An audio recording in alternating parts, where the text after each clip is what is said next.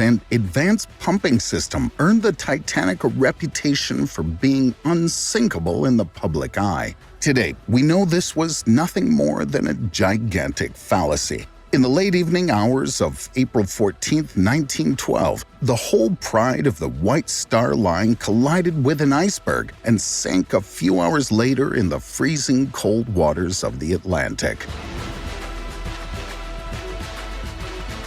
Of the more than 2,200 people on board, 1,514 did not survive the accident. This was mainly due to the fact that the Titanic did not carry enough lifeboats with it. What's more, in the ensuing panic, many boats were launched before they were even half full. After the sinking, the steel ship's skeleton slumbered undiscovered at the bottom of the ocean for more than 70 years before it was finally rediscovered in 1985. Since then, the wreck of the Titanic has been explored many times using submarines and underwater robots. Numerous artifacts were also recovered from the belly of the ship, which has virtually disappeared these days after rust has taken over.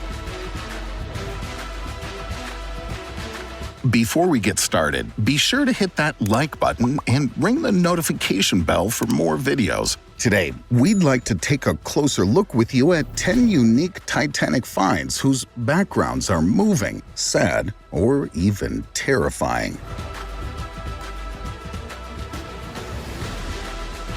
Love letter.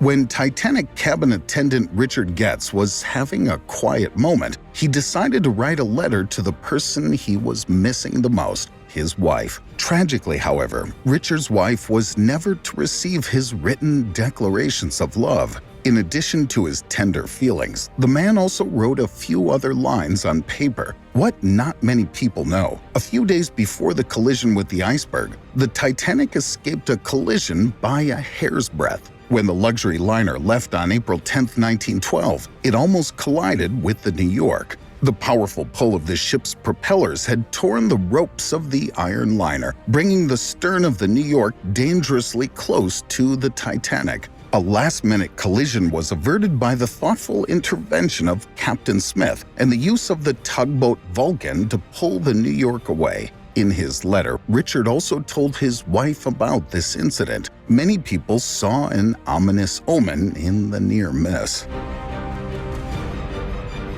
Pocket watch. Together with his wife Miriam, the Russian Sinai Kantor took part in the Titanic's maiden voyage as a second-class passenger. Later, the man's pocket watch was to be found, which once again reminds us of the moving last moments in his life. When it was certain that the ship would sink, Sinai took his beloved wife to one of the lifeboats, true to the motto, "Women and children first," which some officers